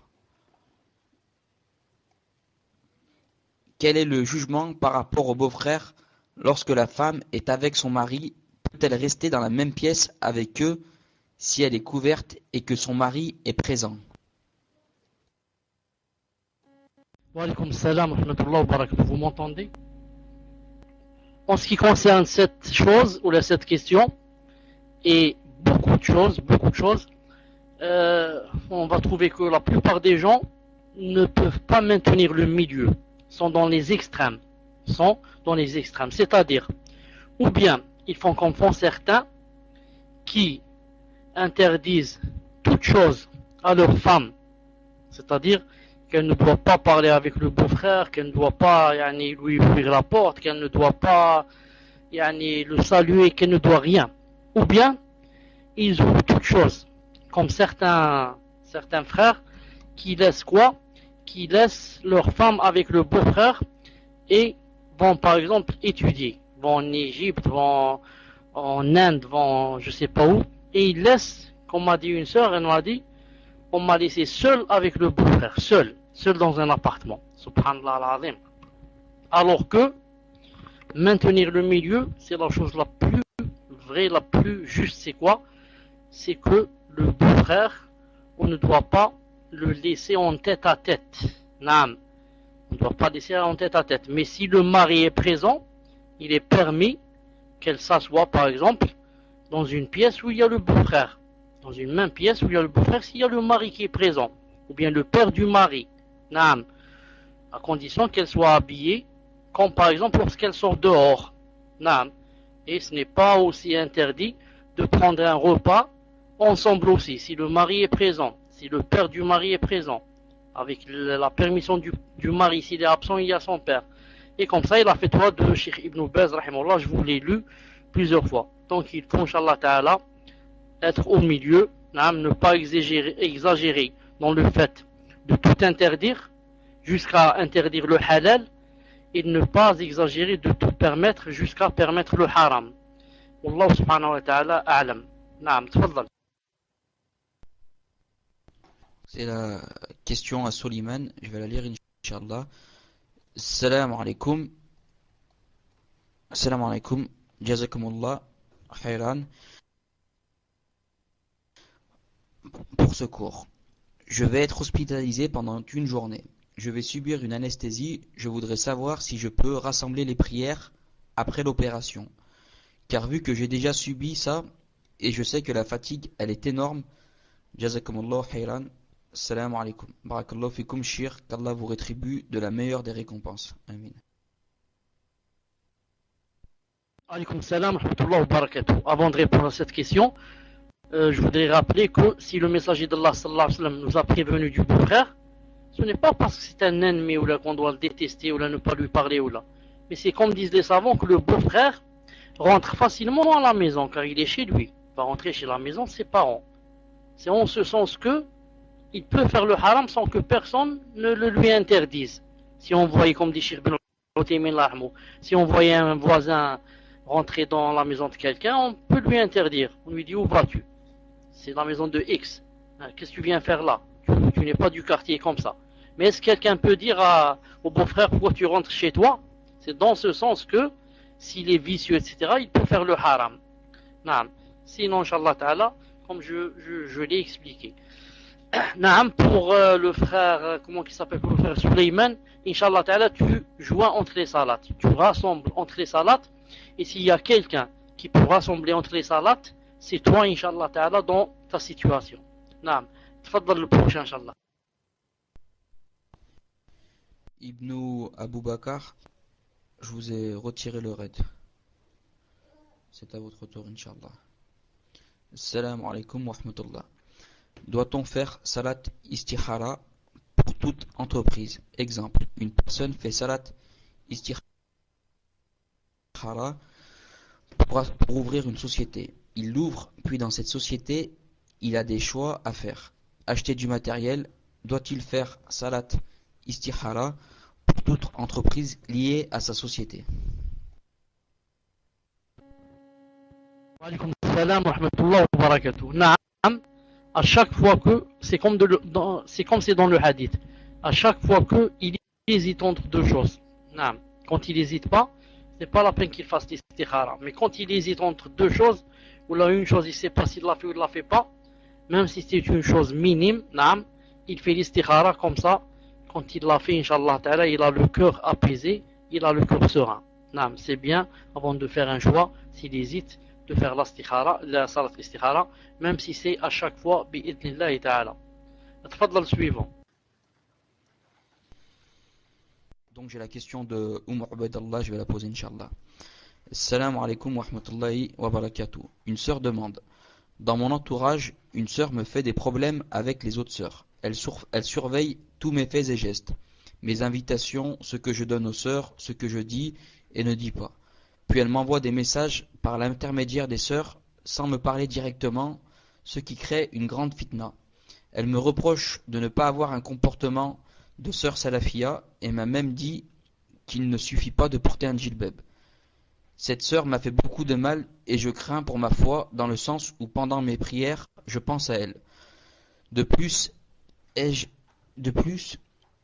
ne suis pas la seule à avoir été touchée par le mal de cette sœur. Elle agit comme ça avec d'autres. Ai-je le droit de m'éloigner de cette sœur et refuser ses invitations? Barakallahu fikum. Wa alaykoum salam wa rahmatullah wa barakatuh. Je l'ai dit une fois, je l'ai dit plusieurs fois, l'islam ne nous oblige pas à ce que on soit l'ami de tout le monde. Non. Mais il nous oblige seulement à ne pas couper les liens. C'est-à-dire la moindre des choses, comme dit Cheikh Ben Uthaymin, il a dit que ça va pas bien avec une personne et que je veux pas lui parler, etc. Il a dit, il y a quoi? Il y a le hadith de ne pas dépasser 3 jours. Il a dit, au moins tous les 3 jours, quand je rencontre, je lui dis salam alaikum. Bon, si tu dis salam alaikum, tu as déjà 3 jours devant toi où il est permis de ne pas parler. Donc je dis, c'est à elle de décider. Si elle voit que vraiment cette personne lui fait mal, elle n'est pas obligée de faire d'elle une amie. Mais à chaque fois qu'elle la rencontre, elle la salue. Et si elle lui envoie une invitation, elle voit.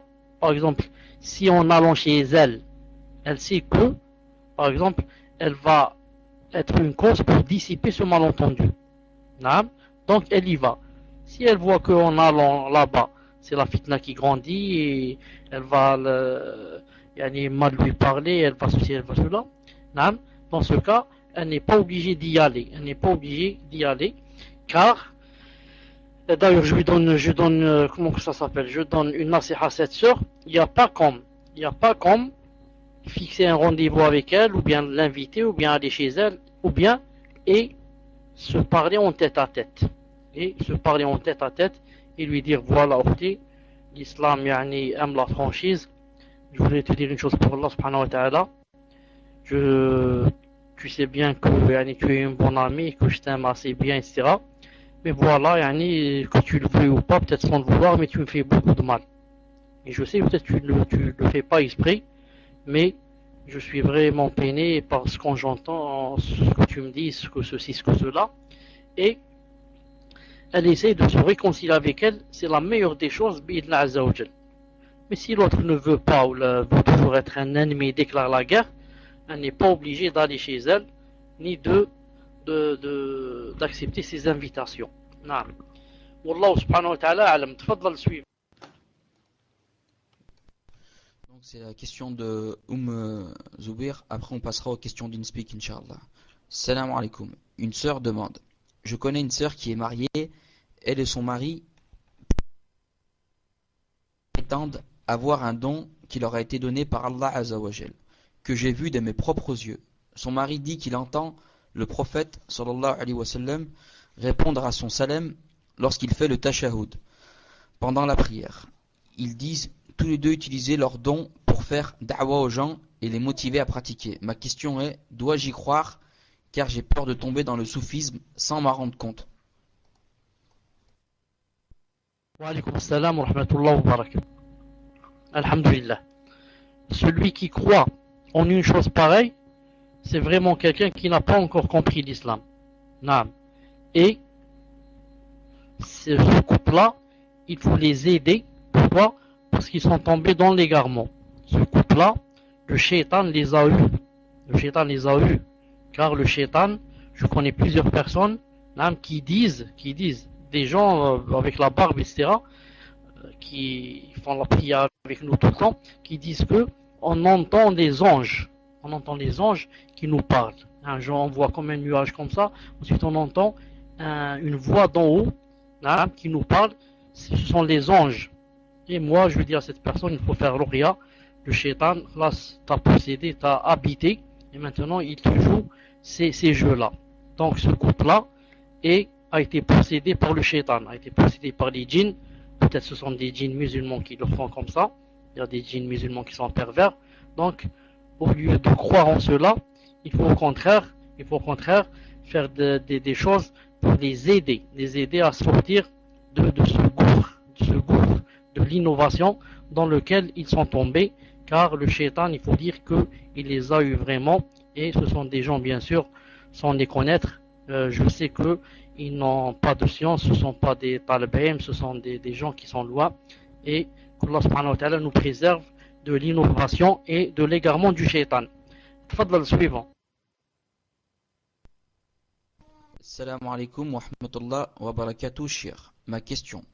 Pouvez-vous me donner des arguments pour que ma femme puisse expliquer à sa sœur qui est mécréante le fait qu'elle refuse d'aller avec elle au restaurant?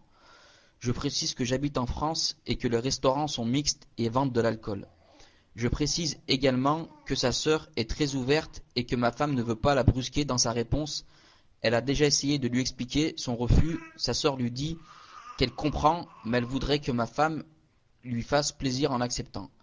Ma femme ne sait plus quoi lui dire. Barakallahu fikum. Wa alaykum salam wa rahmatullahi wa barakatuh. Ce que lui a dit sa femme, à sa sœur, c'est suffisant. Il suffit qu'elle lui dise si c'était pas l'islam qui m'interdisait cela, si c'était pas que Allah subhanahu wa ta'ala n'aimait pas cette chose, je l'aurais faite pour toi, car tu sais bien ma sœur que je t'aime et que je t'aime beaucoup. La preuve, demande-moi tout ce que tu veux qui est permis en islam à cette condition, et tu vas voir si je te le fais pas, bi'idhnillah ta'ala. Mais si vraiment tu veux, yani, que je te fasse plaisir en allant avec toi dans cette chose qui est pour moi illicite, alors moi aussi je voudrais que tu me fasses plaisir et que yani, tu me, comment on dit, yani, tu me, je sais pas, je trouve pas le terme, yani, que tu me laisses, si je puis dire, tranquille, et tu m'invites pas à cette sorte de choses. Je sais, ma soeur, que tu m'aimes beaucoup et que si tu m'invites, c'est un signe que tu me veux du bien et que tu me veux m'inviter, etc. Mais il faudrait que tu me comprennes. Chez nous en islam, quand quelque chose est impossible ou quelque chose est haram, je ne peux pas la faire, même si c'est mon père qui me la demande ou bien ma mère. Non. Mais si maintenant c'est autre chose qui est licite en islam, demande-la moi. Non, je suis prête à te donner mes yeux. Je suis prête à te monter sur ma tête et marcher avec toi bi'idhnillah ta'ala et te porter où tu veux. Allah Azza wa Jalla alam, tfaddal. Salam alaikum, Cheikh. Ahyakum Allah. Ma question porte sur le prophète Moussa, alayhi salam. Dans plusieurs tafsirs, dont celui d'Ibn Kathir, rahimahullah, il est dit que Moussa, alayhi salam, avait un problème de locution, qu'il bégayait. Je voulais savoir si cela est authentique ou pas, ou fait partie des récits israélites. N'est-ce pas un axe vis-à-vis d'un prophète? Barakallahu fikum wa hafadikum Allah. Est-ce que je peux m'entretenir? Non, c'est pas possible. Wa alaykum salam wa rahmatullah wa barakatuh. Alhamdulillah. Naam. Ce que je sais, Allah subhanahu wa ta'ala alam, naam, c'est que cette chose est connue de Moussa, alayhi salatu salam. Ce qui n'est pas vrai, Allah ta'ala alam, c'est l'histoire qu'on raconte comme quoi que Pharaon l'a testé avec une date et une braise. Et qu'il allait manger la date et qu'à la dernière minute, il a mangé la braise. Je n'ai pas trouvé ça dans un hadith authentique, quoique même cette histoire se trouve dans beaucoup de livres. Mais c'est connu que Moussa alayhi salam a demandé dans plusieurs versets à son frère que ce soit lui qui parle à sa place.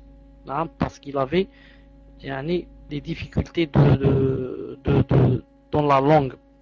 Et même Pharaon a voulu se moquer de Moussa alayhi salam. Allah ta'ala nous en préserve. Quand il a dit que Ana khayrun min hadal, c'est pas le verset où il dit Wala yakadu yubi. C'est-à-dire, il critique Moussa comme quoi il ne peut pas montrer quand il parle. Il a dit Wala yakadu yubin. Abdullah 15, hayakallah. Naam. Donc ce que je sais, c'est que cette chose existe. Naam. Et les maladies atteignent les prophètes. Les maladies atteignent les prophètes. Wallah subhanahu wa ta'ala a'lam. Naam. Hayakallah, Cheikh Abdullah. Fadlan. السلام عليكم ورحمة الله وبركاته. في صوت؟ الله يجزيكم الله خير. والله ما كنت أعلم. الأخ الشيخ محمد معنا. الشيخ محمد معنا. شيخنا موجود. بارك الله فيك. حياكم الله. إن شاء الله je veux que les frères جزاهم الله خير يعني qu'ils soient un peu attentifs. Je vais vous faire entendre la parole de Cheikh Abdel Malik Ramadani que je viens d'enregistrer, ça fait pas plus de 2 heures. Inch'Allah, et le frère comment il s'appelle, Ibn al-Qayyim, si tu peux traduire, sinon on essaiera de traduire يعني بعد إذن الشيخ. طيب ممكن يا شيخ؟ هل هذا ممكن يا شيخ محمد؟ بارك الله فيك شيخ محمد. يعني داخل دقيقتين فقط يا شيخ، أمر بسيط جدا إن شاء الله. لا دقيقتين فقط إن شاء الله. وصية من الشيخ عبد المالك لكم، يعني un conseil de Cheikh Abdel Malik à tous les frères qui sont dans le salon, à tous les frères et sœurs qui prennent le ilm de Cheikh Mohamed Chalabi. Voilà, c'est tout. ممكن؟ الله يحفظك يا شيخ. اسمعوا جزاكم الله خير. طيب شيخنا الفاضل، في شيخ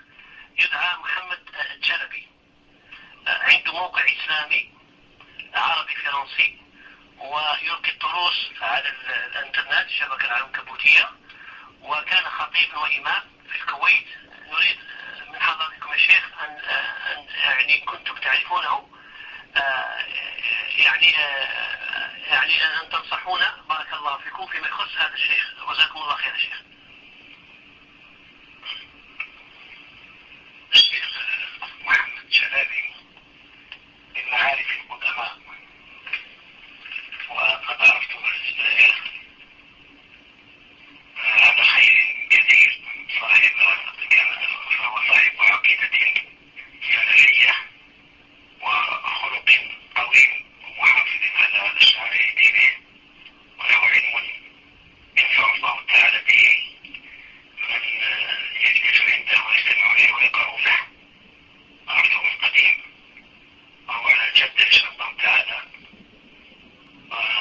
قد التقيت به كثيرا جدا،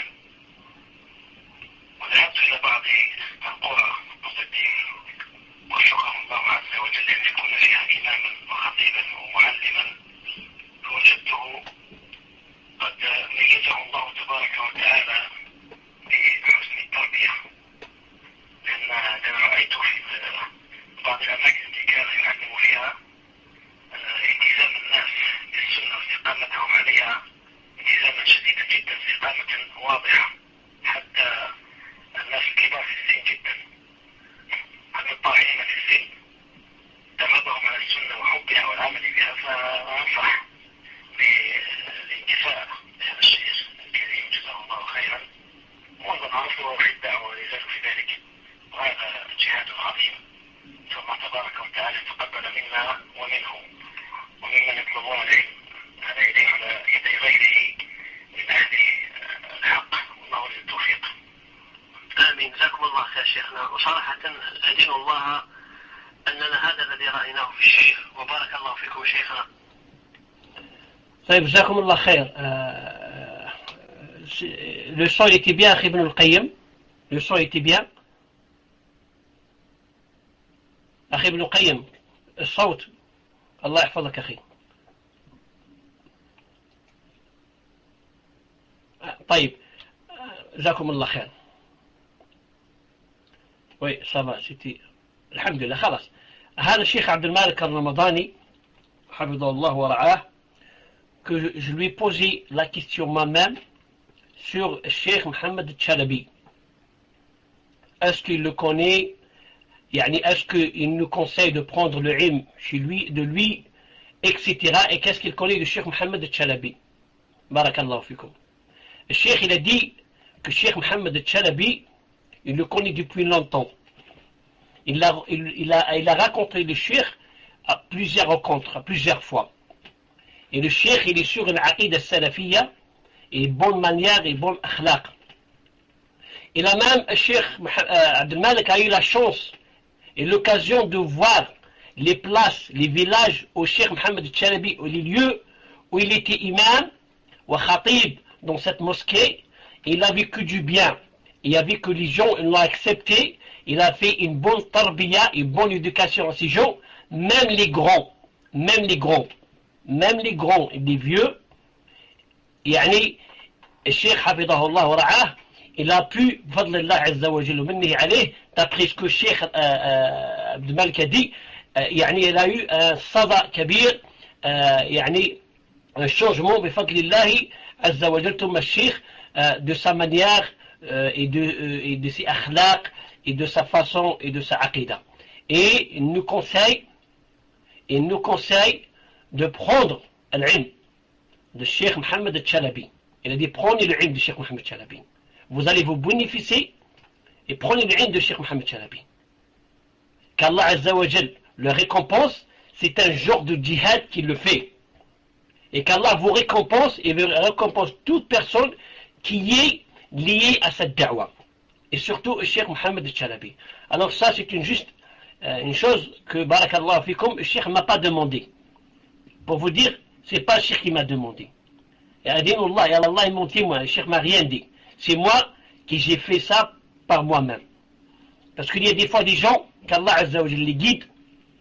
Nous on connaît Cheikh, nous il y a des frères qui ont étudié chez le Cheikh en Algérie, qui sont des imams dans des mosquées. Je vous le dis ça, moi je connais des frères qui ont étudié chez Cheikh Mohamed Chalabi, et maintenant ils sont des imams dans des mosquées. Nous, on connaît le Cheikh, au bled, alhamdulillah, le Cheikh Ali. Il y a des frères qu'Allah Azza wa Jalla les guide des fois, il exagère, et des fois, alhamdulillah, moi j'ai vu que Cheikh, Fadallah Azza wa Jalla, il a ce nombre, il a des frères de France, etc. Je voulais juste ajouter une chose qui peut aider ceux qui veulent demander après le Cheikh, et en même temps aider cette dawa. On le fait pour Allah Azza wa Jalla. Le Cheikh, je sais qu'il n'a pas besoin de ce qu'il y a de Cheikh. Le Cheikh n'a pas besoin de ce qu'il y a de Abdallah Kaz. Le Cheikh, ce qu'il fait, il le fait pour Allah Azza wa Jalla. Mais nous, deux fois, on le fait pour ceux qui veulent vraiment le haq, et pour ceux qui veulent vraiment savoir plus sur le Cheikh, et ceux qui ont peut-être des doutes, ou bien ceux qui parlent sans savoir sur le Cheikh, cela sera, Inch'Allah, bi'idnillahi ta'ala, une réponse pour tout le monde. Pour tout le monde, Inch'Allah ta'ala. Wallahu ta'ala wali tawfiq, uzakum Allah khair. Et la moindre des choses qu'on peut faire pour le Cheikh, c'est de lui faire le dua بظهر الغيب يا إخواني. الدعاء بظهر الغيب. جزاكم الله خير. فجزاكم الله خير والشيخ أنا أعتذر عن الإطالة. واصل حفظكم الله ورعاكم. السلام عليكم ورحمة الله وبركاته. وعليكم السلام ورحمة الله وبركاته. الحمد لله. Donc Abdullah Kaz, barakallahu fik wa jazakallahu khairan. qu'Allah subhanahu wa ta'ala fasse ton travail dans les choses que tu rencontreras demain dans ta balance. Et on continue Inch'Allah ta'ala avec les questions. تفضل Inch'Allah ta'ala le prochain. تفضل. Assalamu alaikum wa rahmatullahi wa barakatuh. Ahyakum Allah. Je connais une sœur qui est mariée. Son tuteur n'avait pas accepté son mariage car la mère de la sœur n'était pas d'accord. La raison du refus est que le frère est d'une autre couleur qu'elle de peau. C'est un frère désigné comme son tuteur et un frère s'est désigné comme son tuteur et les a mariés. Le frère a dit qu'il avait demandé à un élève de Cheikh Ibn Baz, rahimahullah, leur mariage est illicite, sachant que la sœur est enceinte. S'il ne l'est pas, que conseillez-vous à ce frère et à cette sœur? Wa alaykoum salam wa rahmatullah wa barakatuh. La première des choses que je conseille à ce couple et à ceux qui font la même faute qu'eux, c'est quoi? Vous savez où est la faute ici? La faute ici, c'est que ce couple a attendu que la femme soit enceinte. Maintenant, la question est venue et ils ont des doutes et ils ont des ressources et ils veulent demander. En principe, une chose pareille, on ne doit pas faire un pas avant d'être sûr que ce qu'on va faire est valide. Mais nous, pour penser bien des gens, on va dire que, puisqu'ils ont entendu la fatwa, ils ont entendu que un élève de Ibn Baz a dit cela et que sûrement que c'est quelqu'un qui a du ilm, etc. S'ils ont marché sur cette chose, même si c'est faux, ils sont excusés à condition qu'ils corrigent si c'est faux. Et là, je passe au deuxièmement qui est quand le père refuse de marier par exemple sa fille alors qu'elle remplit le prétendant remplit les conditions, et qu'il ne veut pas la marier avec tous ceux qui remplissent les conditions. Dans ce cas, la tutelle s'enlève de lui et va au plus proche, c'est-à-dire d'abord au grand-père, ensuite à son fils si elle l'a, ensuite le petit-fils, ensuite à son frère, ensuite le frère d'abord le frère consanguin, ensuite le frère paternel, ensuite le fils du frère paternel, ensuite à l'oncle des deux côtés, ensuite l'oncle paternel, ensuite le fils de l'oncle paternel. Ensuite, s'il n'y a rien, ça passe à un étranger. Mais on ne va pas directement passer comme ça à un étranger, bi'idnillahi subhanahu wa ta'ala. De toute façon, s'il y a un des tuteurs que je viens de citer, sauf bien sûr si c'est le tribunal qui l'a marié, le tribunal musulman. Maintenant, si en écoutant cela, il trouve qu'il ils ont sauté sur des tuteurs, il y a des tuteurs, ils ont sauté sur eux, ils sont allés directement vers un étranger. Dans ce cas, la moindre des choses, c'est de refaire l'acte. C'est de refaire l'acte, naam, en présence du tuteur le plus proche. Bi'idnillahi subhanahu wa ta'ala. Wallahu ta'ala a'lam. Tfaddal le suivant. Salam alaikum shir et à tous les musulmans. Voici ma question. Mon mari a une sœur qui pratique la sorcellerie et la voyance. Elle ne craint pas Allah. J'ai dit à mon époux de s'éloigner d'elle et de mettre des distances, mais il ne veut pas. Il me dit qu'elle ne fait pas ça pour faire du mal, mais pour son propre intérêt. Il continue à la voir et à lui parler comme si de rien n'était.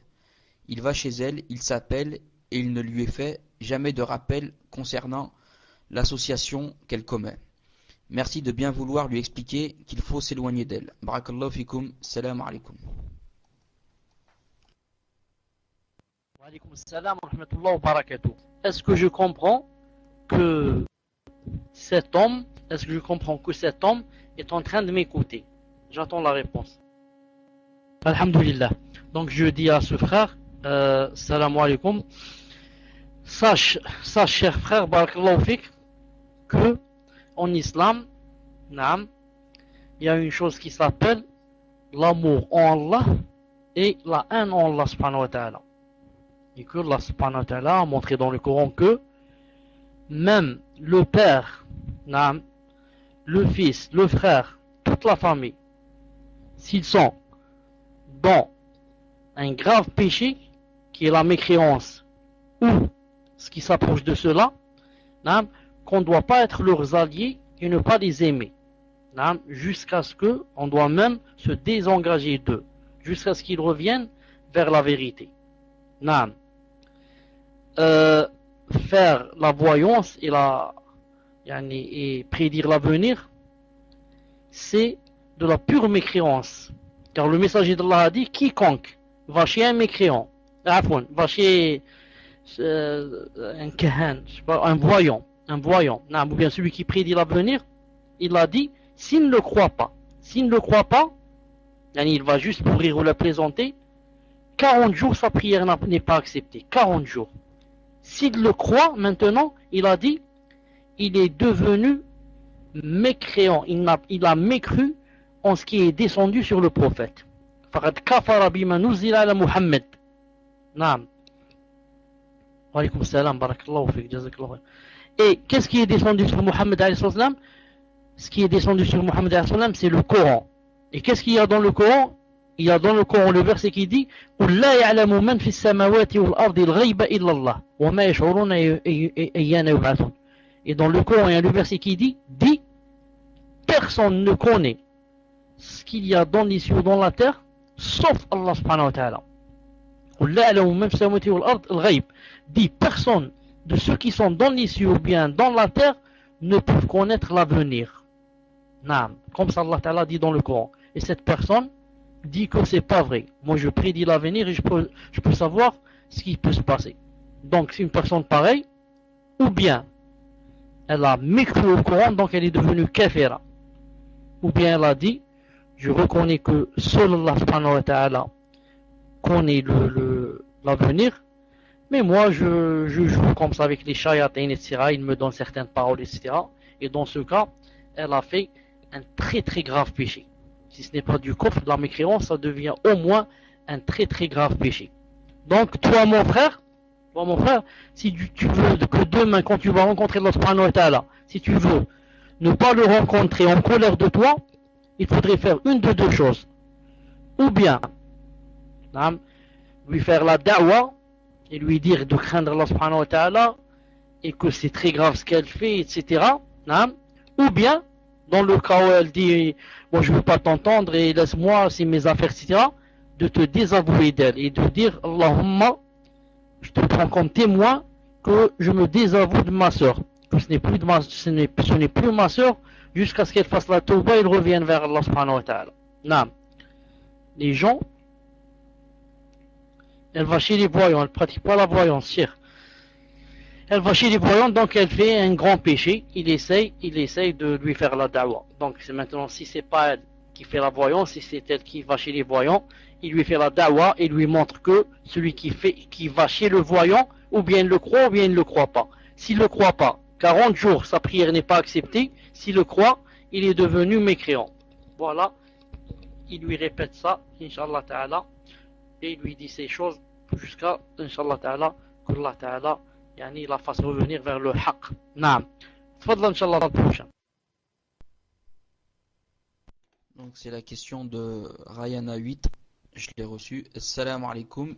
Mon mari connaît un frère qui a beaucoup de waswas quand il commence à faire des actes d'adoration. Il a des doutes sur sa sincérité envers Allah subhanahu wa ta'ala. Exemple, quand il va à la mosquée pour prier, il se dit c'est pour sa famille ou autre. Ou plus grave encore, il insulte Allah subhanahu wa ta'ala dans sa tête. Il voudrait pratiquer tranquillement et sincèrement son dîn et avoir le moins de waswas. Quel conseil pouvez-vous lui donner pour qu'il en ait moins? Wa alaykum salam wa rahmatullahi wa barakatuh. Naam. Le messager d'Allah a dit Inna shaitan ma'al wahid wa huwa min ithnayn abad.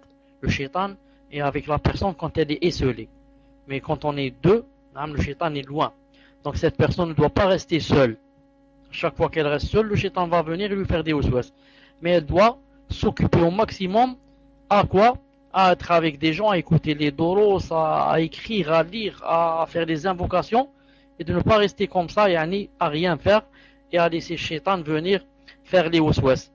Et aussi à chaque fois qu'elle sent que le shaitan est venu, qu'elle dise par exemple Ayatul Kursi, ou bien Qul Wallahu, Qul A'udhu bi Rabbil Falaq, Qul A'udhu bi Rabbin Nas, qu'elle dise des invocations où on dit par exemple Amantu billahi wa bi rusulihi, Allahu ahad, Allahu samad, lam yalid wa lam yulad wa lam yakun lahu kufuwan ahad.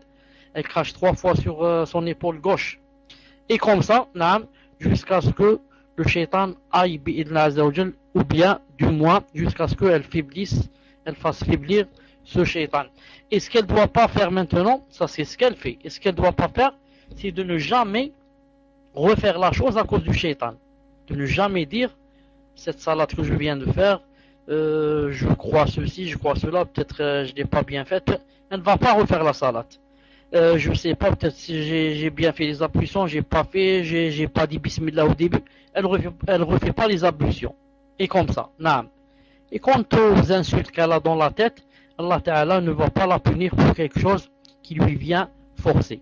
Allah Ta'ala te punit si c'est toi qui veux dans ta tête insulter Allah. Quand ce sont des insultes qui viennent d'elle-même, sans que ce soit toi qui les veuilles, et en plus de cela, tu dis A'udhu billahi minash shaitanir rajim, mais tu lis le Coran, etc. Allah Ta'ala ne te punira pas. Fais le djihad, c'est un djihad que tu es en train de faire, jusqu'à ce qu'Allah subhanahu wa ta'ala te guérisse. Je demande à Allah Ta'ala le tout-puissant qu'il te guérisse et éloigne de toi tous les waswas. Fadla le suivant, Inch'Allah. Assalamu alaikum, shir. Un frère demande.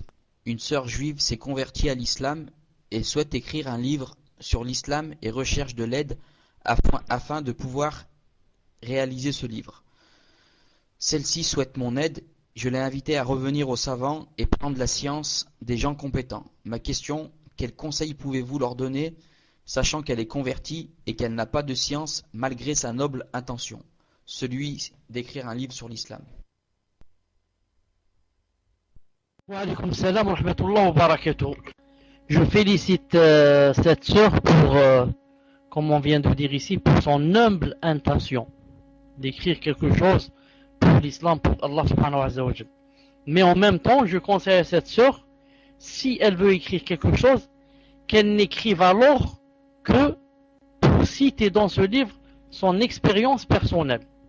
Et comment, étant juive, elle a été guidée vers l'islam, quelles sont les causes, et comment Allah Ta'ala lui a ouvert ses portes, et qu'est-ce qu'elle ressent maintenant par rapport à ce qu'elle ressentait, et la grande joie qu'elle a maintenant dans le cœur, et comment sa vie a changé, etc. Tout cela pour exhorter les autres à rentrer dans l'islam. Mais je ne lui conseille nullement de parler de sharia, et de dire que les salades c'est ceci sunna, ceci c'est sunna recommandé, ceci c'est haram, ceci c'est... Pourquoi? Parce qu'elle n'a pas de science, et elle risque alors d'égarer, même si elle a une bonne intention. Voilà, Inch'Allah Ta'ala, mon conseil. Que Si elle n'écrit que de choses personnelles pour raconter son expérience aux autres, naam, pour que, Inch'Allah Ta'ala, elle soit un bon modèle. Et je lui conseille de commencer dès maintenant à s'occuper de la science, qui est la première chose obligatoire après avoir fait la tawbah, après avoir fait la shahada. Naam. تفضل إن شاء الله تعالى le suivant. Prochaine question, c'est Abdel Haq. C'est à votre tour, Inch'Allah. Oui, vous pouvez prendre le micro, Inch'Allah, pour poser votre question. Si vous êtes un frère, si vous êtes une sœur, c'est pas possible. Naam, salam alaikum wa rahmatullahi wa barakatuh. Est-ce qu'il y a du son?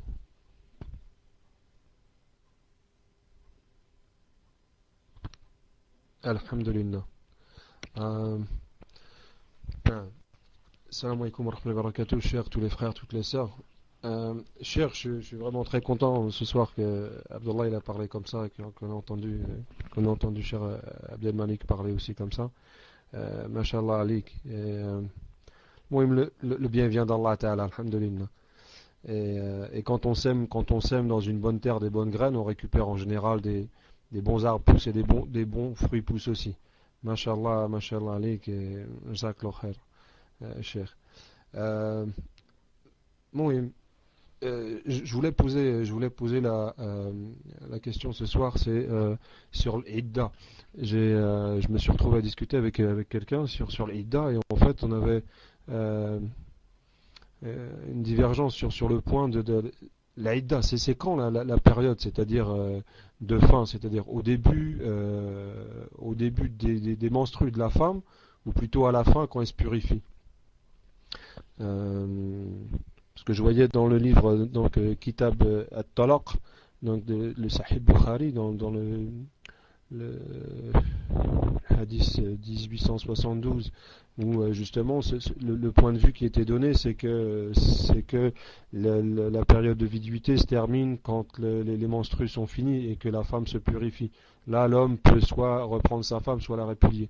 Et puis l'autre avis qui serait plutôt que, enfin là voilà, mais l'autre avis, je voudrais avoir un éclaircissement, savoir qu'est-ce qui est le plus authentique sur l'Idda.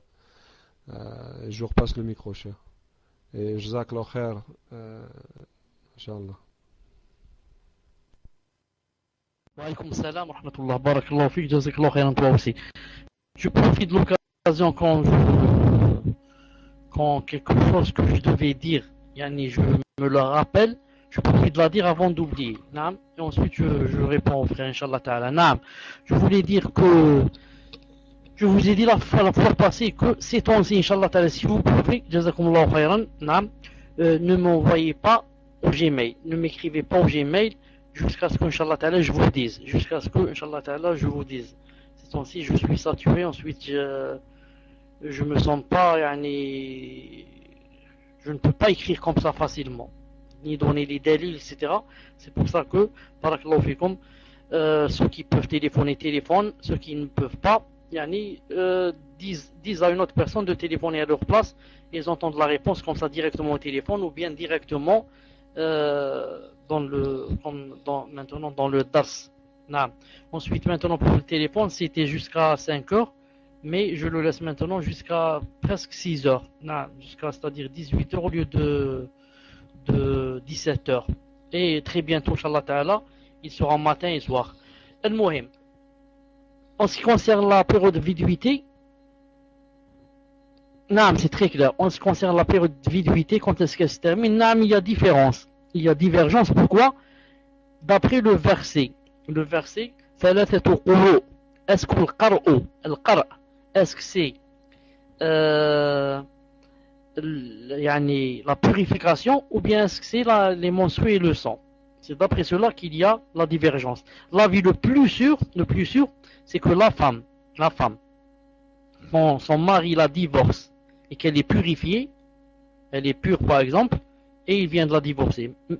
S'il l'a touchée ou il ne l'a pas touchée. Là, maintenant, s'il l'a divorcée, elle n'a pas les menstrues, qu'est-ce qu'elle va faire? Elle attend les prochaines menstrues. Ensuite, elle se purifie. Elle attend une deuxième fois les menstrues, elle se purifie. Elle attend une troisième fois les menstrues, elle se purifie. Ça veut dire qu'elle n'a plus de sang. L'avis le plus sûr, c'est que après cette purification et qu'elle n'a plus de sang, elle doit prendre la douche et se laver. C'est-à-dire qu'avant le lavage, elle n'est pas encore mariable. Non, elle ne peut pas se marier avant de prendre cette douche. Comme ça, a dit Cheikh Al-Albani, se basant sur un hadith authentique, où le messager d'Allah a dit فَإِنِ اغْتَسَلَتْ فَإِذَا اغْتَسَلَتْ. Il a dit si elle se lave. Et les savants ont dit sauf si elle a retardé son lavage jusqu'au dohou là, on attend. Maintenant, si elle est malade, elle ne peut pas se laver ou là, ça c'est autre chose. Mais si elle peut se laver, on doit attendre non seulement que le sang se termine, mais encore qu'elle se lave. Et là, j'ouvre une parenthèse pour dire aux femmes, pour dire aux sœurs, qui, si elles sont divorcées, la qaddar Allah, si jamais elle est divorcée, par exemple, alors qu'elle avait des menstrues, bien sûr c'est bid'a, c'est haram, mais elle ne doit pas prendre en compte les menstrues qu'elle a. Si son mari la divorce avec les menstrues, elle ne prend pas en compte les menstrues qu'elle a. Ça ne compte pas. Elle attend les prochaines menstrues, c'est-à-dire elle attend la purification et les prochaines menstrues. Les prochaines menstrues seront comptées comme les premières menstrues et pas les menstrues qu'elle a lorsque son mari l'a divorcée. Tfadlal, prends le micro. Tfadlal. Donc en fait, je voulais confirmer que j'avais bien compris ce que vous disiez, c'est-à-dire que si dans le cas où le frère il a dans le cas où le frère il veut reprendre sa femme 5 minutes après que ses règles ont commencé, c'est donc valable. À partir du moment que l'avis le plus juste, c'est quand la femme a fini, quand la période de règles se termine, qu'elle se purifie, et à ce moment-là, il peut soit la reprendre, soit la divorcer, c'est-à-dire la divorcer, voilà. Barakallahu fik, Cheikh. Je vous passe le micro. Wa alaykoum salam wa rahmatullah wa barakatuh. J'ai dit, je ne sais pas si tu as entendu ça, j'ai dit quand la femme se purifie et se lave, fait le ghusl, le grand lavage, là elle est mariable. C'est-à-dire qu'elle est devenue une étrangère pour son mari, pour son premier mari. S'il veut maintenant la reprendre, il l'épouse de nouveau avec son consentement, son tuteur et deux témoins et la dot.